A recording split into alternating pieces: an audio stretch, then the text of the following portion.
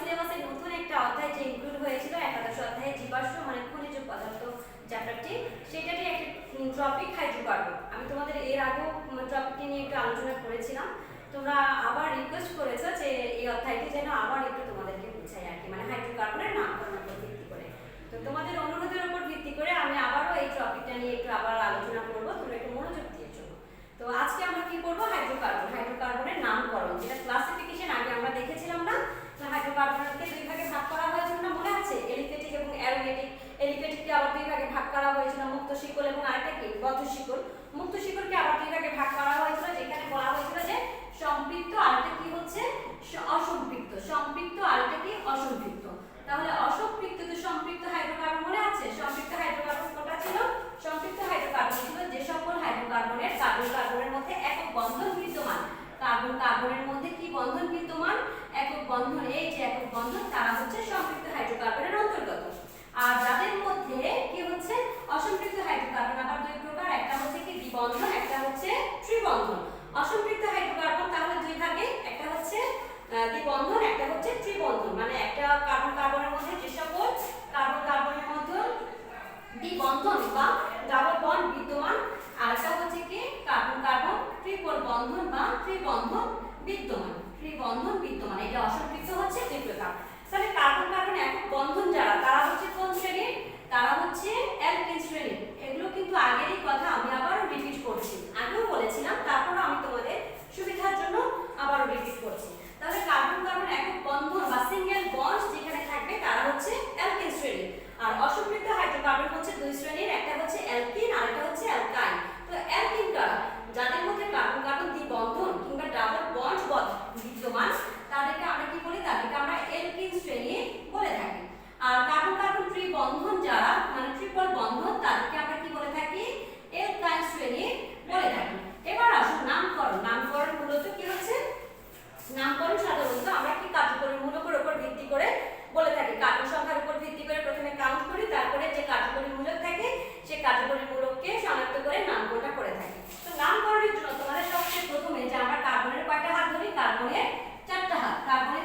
যখন কার্বন সংখ্যা 1 হয় তখন এটাকে আমরা কি বলে থাকি? আমরা এটাকে মিথ বলে থাকি। যখন কার্বন সংখ্যা 2 হয় তখন এটাকে আমরা কি বলে থাকি? ইথ বলে থাকি। যখন কার্বন সংখ্যা 3 হয় তখন এটাকে আমরা কি বলে থাকি? প্রোপ বলে থাকি। তাহলে মিথ, ইথ, প্রোপ, তারপরে হচ্ছে বিউট, তারপরে হচ্ছে পেন্টা, তারপরে হচ্ছে হেক্সা, তারপরে হচ্ছে হেক্টা। তাহলে মিথ, ইথ, প্রোপ, বিউট, পেন্টা, হেক্সা, হেক্টা, অক্টা, ননা, আরেকটা হচ্ছে ডেকা। তাহলে মিথ হচ্ছে কার্বন সংখ্যা যদি 1 হয় মিথ, কার্বন সংখ্যা 2 হলে ইথ, কার্বন সংখ্যা 3 হলে প্রোপ, কার্বন সংখ্যা 4 হলে বিউট, কার্বন সংখ্যা 5 হলে পেন্টা, কার্বন সংখ্যা 6 হলে হেক্সা, কার্বন সংখ্যা 7 হলে হেক্টা, কার্বন সংখ্যা 8 হলে অক্টা, কার্বন সংখ্যা 9 হলে ননা, কার্বন সংখ্যা 10 হলে ডেকা।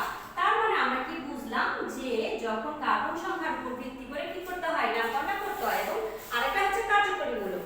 তাহলে আসুন, কার্বনের আমি কি বললাম? কার্বনের হাত কয়টা? কার্বনের হাত হচ্ছে 4টা, অর্থাৎ একটা কার্বন এভাবে থাকে। তাহলে কার্বনের 4টা যেহেতু হাত, কার্বনের 4টা হাতে 4টা হাইড্রোজেন সে নিতে পারবে। 4টা হাইড্রোজেন যখন সে নিবে, তার মানে এটা কি হবে? CH4 ইকুয়াল টু কি? মিথেন। CH ইকুয়াল টু কি? মিথেন। তাহলে অ্যালকেন শ্রেণীর প্রথম সদস্য, অ্যালকেন শ্রেণীর প্রথম সদস্য কে? প্রথম সদস্য হচ্ছে এই যে মিথেন। তাহলে এখানে কার্বন সংখ্যা কয়টা? কার্বন সংখ্যা 1টা। তাহলে কার্বন সংখ্যা যখন 1টা হয়, তাহলে দেখো তো কার্বন সংখ্যা যখন 1টা হয় তখন সেটা মিথ থেকে কার্বন সংখ্যা 1টা, সেই জন্য এটা কি মিথ। আর এটা CH4 হাইড্রোজেন এখানে 4টা। এখন কার্বন যখন 4টা, এটা একটা বন্ড, এটা একটা বন্ড, এটা একটা বন্ড, প্রত্যেকটা কার্বন হাইড্রোজেনের সাথে কি বন্ধনে আছে? সিঙ্গেল বন্ডে আছে। এটাও সিঙ্গেল বন্ড, এটাও সিঙ্গেল বন্ড, এটাও সিঙ্গেল বন্ড, এটাও কি সিঙ্গেল বন্ড, অর্থাৎ একটা বন্ধন, একক বন্ধন। তাহলে একক বন্ধন যখন থাকে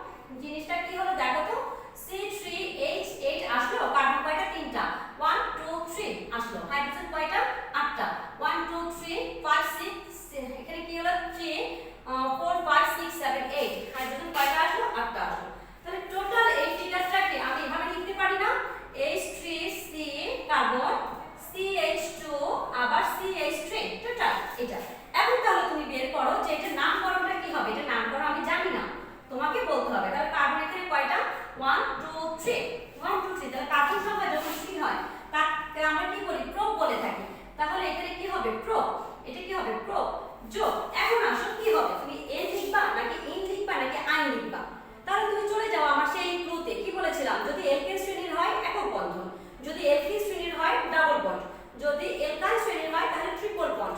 অর্থাৎ এলকেনে কি থাকবে একক বন্ধন একটা, এলকিনে কি থাকবে ডাবল বন্ড দুইটা বন্ধন, এলকাইনে কি থাকবে ট্রিপল বন্ড।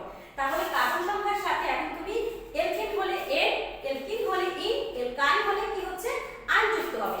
তাহলে এখানে তুমি খেয়াল করো প্রত্যেকটা কার্বনের সাথে কোন বন্ধনে আছে, একক বন্ধন, দ্বিবন্ধন নাকি ত্রিবন্ধন।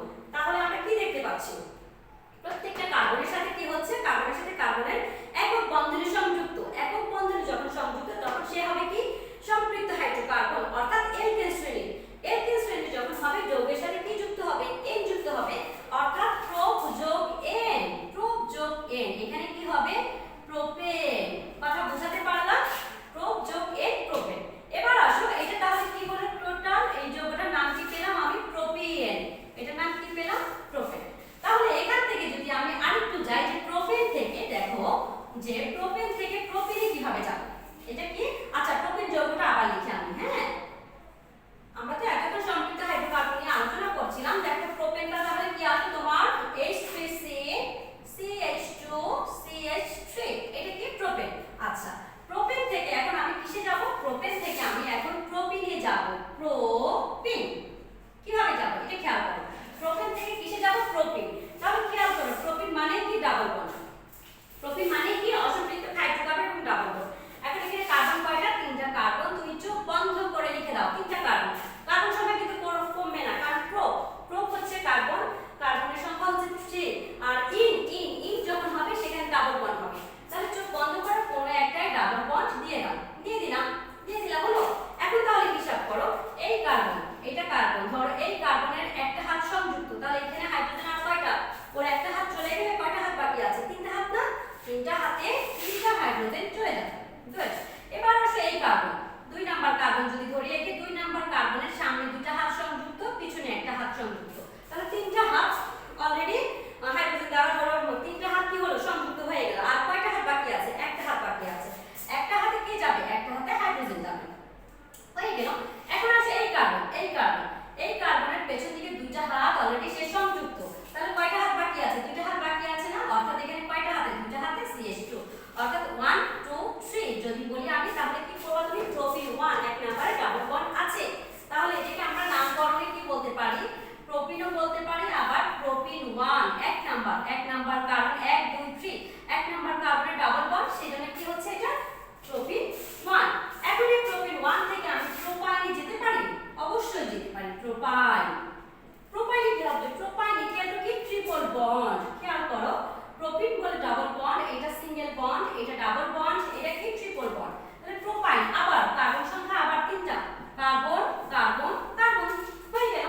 তাহলে প্রোপাইন, তাহলে এই কার্বনে একটা হাত সংযুক্ত, বাকি থাকলো কয়টা হাত তিনটা হাত CH3 হয়ে গেল।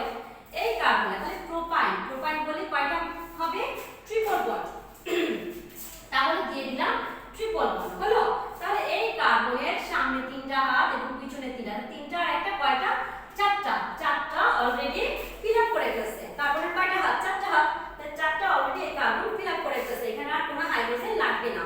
কিন্তু এই কার্বন দেখো তো এই কার্বনের তিনটা হাত সংযুক্ত আর একটা হাত বাকি আছে, ওই একটা হাতে কে ঢুকবে, একটা হাতে হাইড্রোজেন ঢুকবে, অর্থাৎ এখানে 1 2 3 এখানে কি হবে প্রোপাইন 1, প্রোপাইন 1 অর্থাৎ 1 2 3 এক নাম্বার কার্বনের তিনটা ডাবল বন্ড পাওয়া গেছে। ঠিক সেরকম তোমরা বিউটিন থেকে বিউটিন করতে পারো, বিউটাইন করতে পারো, আবার প্যান্টেন থেকে পেন্টিন করতে পারো, প্যান্টাইন করতে পারো। শুধুমাত্র খেয়াল করবে এখানে কার্যকরী মূলকগুলো আমার কি কি বন্ড, যেহেতু আমাদের তোমরা যখন উপর ক্লাসে উঠবে তখন দেখা যাবে বিভিন্ন কার্যকরী মূলকগুলো, যেমন ধরো অ্যালকোহলের কার্যকরী মূলক কি থাকে OH থাকে, অ্যালডিহাইডের CHO থাকে,